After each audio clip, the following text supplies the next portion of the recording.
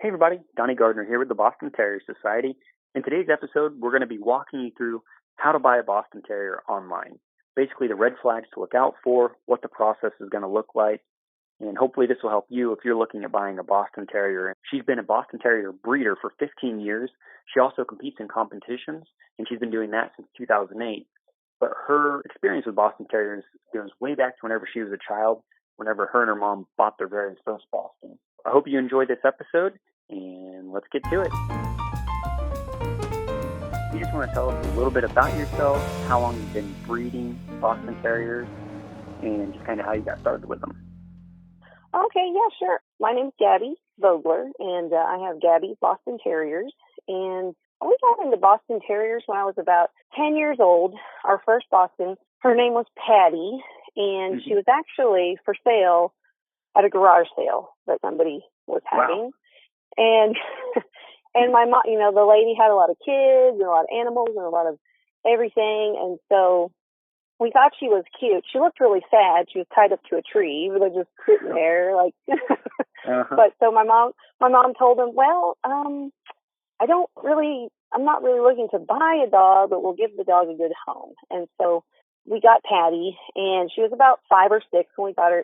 She was much a cantankerous Boston that was, don't get near my food, don't mess with me, because she'd been with all those kids and everything. So, yeah, as the years went on, she was like the best little friend that we all had.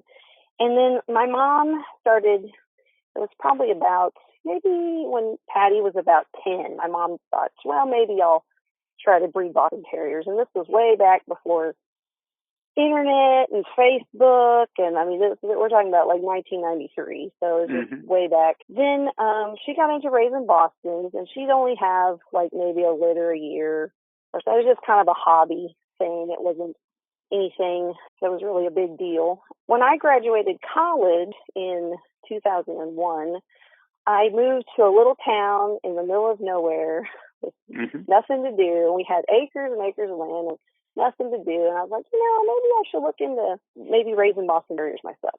So I've been raising them now for 15 years. We do AKC confirmation shows with them, have several that have championed and done well. And we try to have just a few litters a year, just because I have 3 children of my own, and it takes a lot of time with them and having puppies. And I mean, it's a big mess. Yes, process. So. Were you doing confirmations and those AKC shows before you started breeding, or was that just kind of that came about 2008. I'd probably been breeding by that time for just maybe 2, 3, 4 years, something like. It wasn't very far into when I started raising them. My friend Kristen, she introduced me to the world of showing. I got the show bug, and before I had my kids, I was doing AKC shows, UKC shows, all kind of stuff. And now that I've had my kids, I have, my good friend and my handler, Mandy, that shows the dogs for me currently. Yeah, so we're mostly AKC now, but yeah. Okay. Yeah. I have a 2.5-year-old and a 4-month-old, so I totally feel all the things you did pre-kids. Yes. Yes. Your life before kids was a lot more restful. Right. Yeah, so the whole reason I wanted to get you on the podcast and everything, because you do have a lot of experience breeding Boston Terriers. And, I mean, even with your mom back in, 93, starting this up, pre-internet and all that, I just wanted to kind of help people that are currently looking for Boston Terriers be aware of the scams that are out there and try to set them up for success so they don't get scammed. Could you just kind of walk me through the process of me buying a Boston from you today? Yeah, well, usually, in this day and age, we get so many phone calls from numbers we don't even know. So half the time if you call me, I don't even answer it because I don't know the phone number. So usually I always encourage people to leave a message.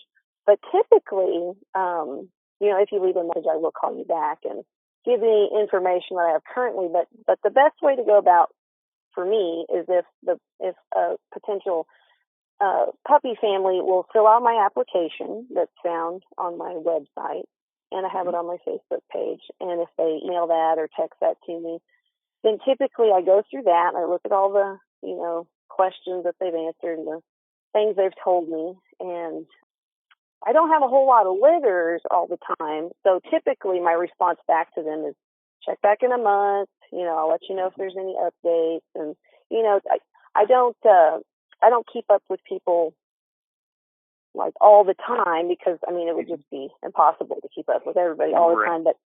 But if I do have a litter of puppies and I do have puppies available, once they filled out the application, I will call them and, get kind of a feel for the household and what their plans are, what other animals they have, their children, what children they have, what kind of fenced yard they have. And then, I always ask on my application, is there any reason you would ever have to give up your dog?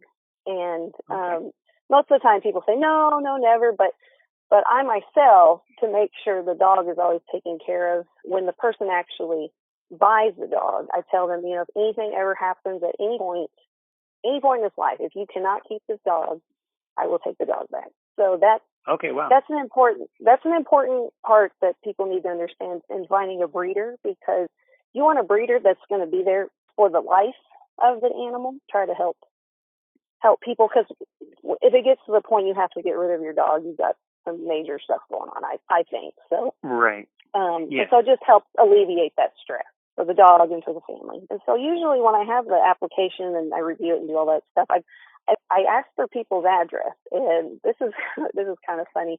I will Google their house and see what kind of neighborhood they live in, and this kind of stuff like that. I kind of FBI the people, and I get on, and now that we have Facebook, which is so fabulous, you can search the people on Facebook and look for any potential, like, is this person legit? Is this is this like fake? So anyway. Yeah. Do you get any type of like brokers trying to call you? Because I've seen sites out there, and I think I was talking to you about this earlier on Facebook. You see websites that have Boston Terriers for sale, and I've messaged a few of them just trying to see, because I've been trying to see if there's scams out there that I could let people know about, and I didn't know if maybe it was a broker's website, and I just didn't know anything about what a broker was, so I didn't know if you've had any experience with them. Well, a broker is somebody that will, in my experience, they'll try to just acquire a whole litter of puppies, and then they will just sell it on a website for usually a crazy amount. Back when I looked at these sites, it was a lot, kind of like pet store prices, like just way out of the range of what you would think would be normal. The only experience I've ever had with a broker, it wasn't actually myself, it was my mom. And this was, like I told you, back in '93, we didn't have internet, we didn't know anything about people. And a lady came and said, I'll buy all the puppies, and one's for me and one's for my brother. Like, she made up this whole story.